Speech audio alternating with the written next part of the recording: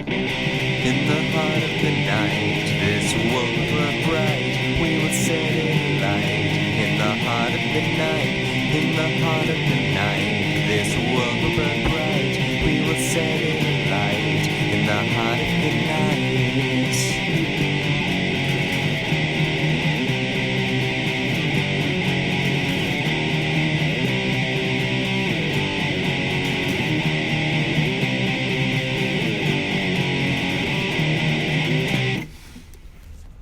Hello everyone, I am Anthropomantic Fiend, and I do horror-related things on the internet. Before I get into the review, I just want to remind you that my contest is ending at midnight tonight. That is assuming that I can get this video uploaded before midnight. I might not, I don't always. If this is up before midnight, this is your last warning to get your contest entries in, because that is officially closing at midnight tonight, and I will be having the drawing for my 300 subscriber contest probably at 3 o'clock tomorrow afternoon. I don't know for sure, don't quote me on that, but that is the plan as of now. Today I am going to be reviewing The Cellar Door. This is a movie that came out in 2007. It follows a woman who is kidnapped by this really creepy guy, Herman.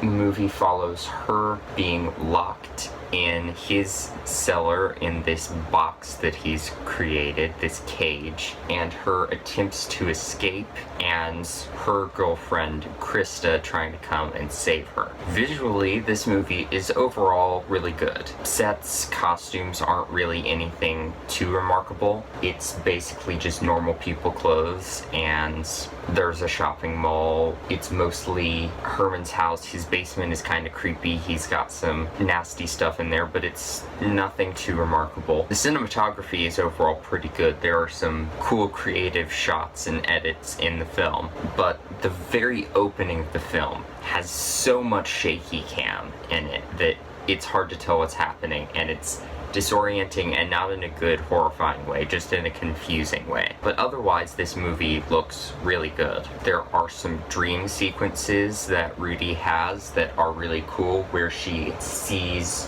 one of the women that Herman kept there in the past. Everything is shot with this creepy green filter and this creepy green light, and we see the corpse of this woman appear and try to communicate with her, mostly just screaming in her face. Those sequences are really cool, and the eerie green light in those scenes is really visually striking. I do like a lot of the really creepy little details in Herman's basement, particularly inside the cage that Rudy is in. You can see bits of fingernail in the walls from where the girl who was there before was clawing at it trying to escape, and it's so disgusting, but the fact that they put that there is awesome, kind of. The soundtrack overall is just a typical modern film score. It does make use of the kids' song Say Say Oh Playmate, which has a line about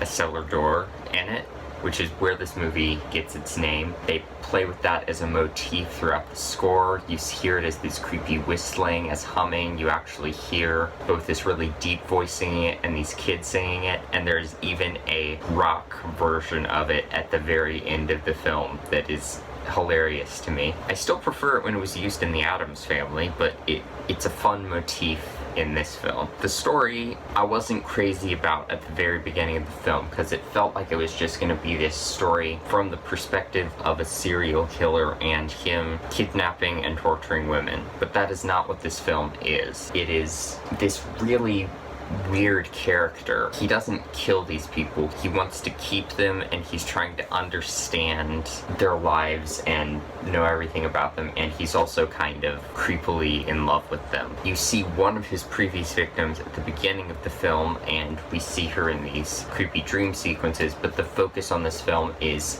him and his creepy obsession with Rudy and Rudy's attempts to escape, and you delve pretty deep into both of their characters. I thought it was overall very well done. One of my favorite things about the story in this film are these really uncomfortable shopping scenes. Despite having locked her in his basement, Herman is trying to get Rudy to like him. So he goes to the store and is buying food, and there's this very snarky grocery store worker that I really liked, who is just like, "Can I get you anything?" Because he's just kind of standing there creepily, and he's just like, what should I get for a girl?"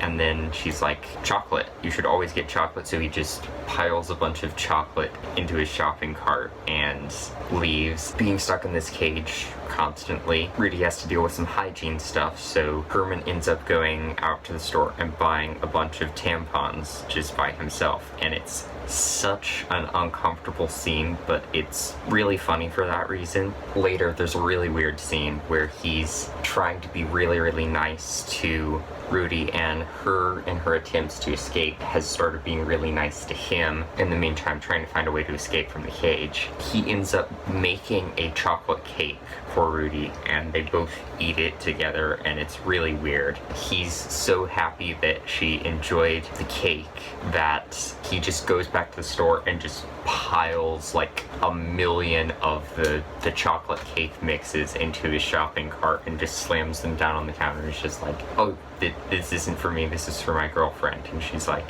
Sure it is." I just love all of these shopping scenes that we get. There is this uncomfortable humor to them.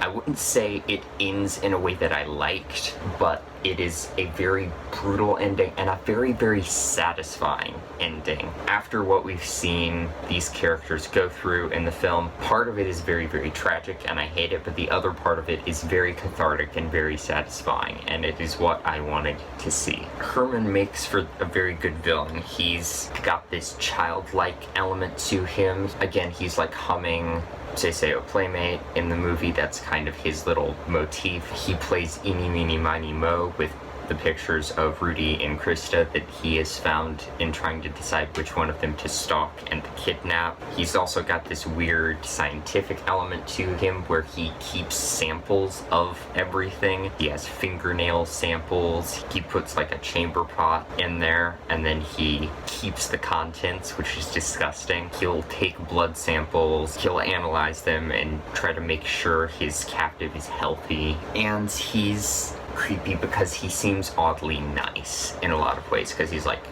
"No, I don't want to hurt you and I don't want to kill you.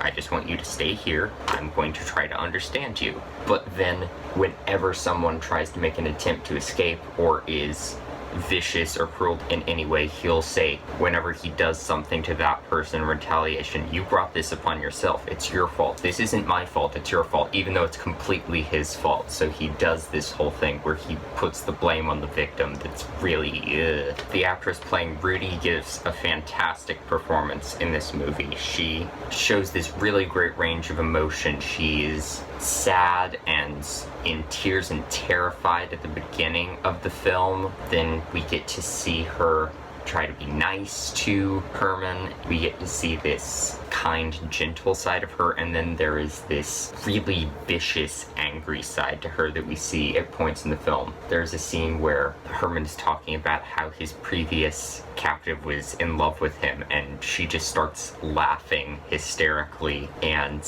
insulting Herman incredibly viciously, and it's kind of awesome. There is this amazing range to this character that I really, really liked, and her relationship with Krista is really well done as well. They're both very likable characters. I mentioned the corpse of the previous victim in the dream sequence. I really, really liked that makeup. There was a lot of gnarly detail to it. You could even see like maggots and things crawling around on her, and flowers and vines and things from where she was buried, lots of dirt. It's just a very, very detailed, gross corpse makeup. And the blood in this film looks kind of fake, but honestly I don't care. It got the point across that was necessary. I like to read Dario Argento blood and that sort of thing. This wasn't even anywhere near as garish as that. It was definitely more realistic, but again, it just served its purpose in the film.